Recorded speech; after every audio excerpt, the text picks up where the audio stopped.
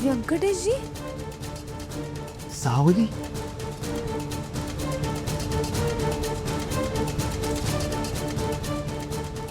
व्यंकटेश जी तुम्ही इथे कसे? तू ओळखतेस यांना? हो बाबा, मी तुम्हाला सांगितलं होतं ना, बेळगावात मी ज्यांच्या घरी राहत होते तेच हे व्यंकटेश जी. ह्यांच्या अम्माने मला अगदी मुलीसारखं सांभाळलंय. अच्छा अच्छा अच्छा, या ना व्यंकटेशजी, प्लीज प्लीज आत या. या.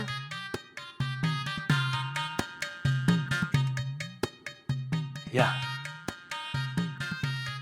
नमस्कार. बॅग असू दे इथे, बॅग असू द्या. या बसा प्लीज.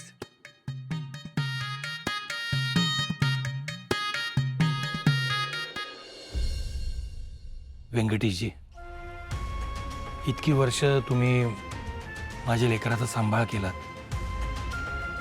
मी तुमचे आभार कसे मानू मला खरंच कळत नाही.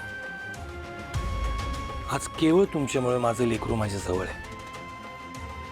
त्याबद्दल खरंच मनापासून आभार. हवं त्यात काय आहे एवढं? पाणी घ्या. कसे आहात तुम्ही? अम्मा कशा आहेत? आणि सगळं ठीक आहे ना? म्हणजे तुम्ही अचानक इथे आलात?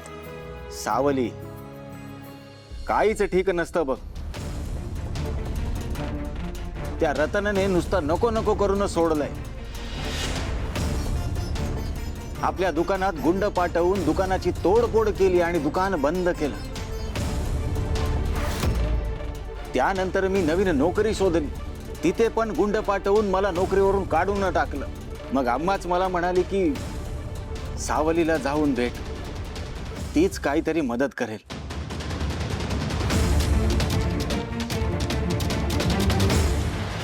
व्यंकटेशजी, माझ्या मुलीच्या पडत्या काळात तुम्ही देवासारखे तिच्या मागे उभे राहिलात. तिची इतकी काळजी घेतलीत, त्यामुळे आता तुम्ही कसली काळजी करायची नाही.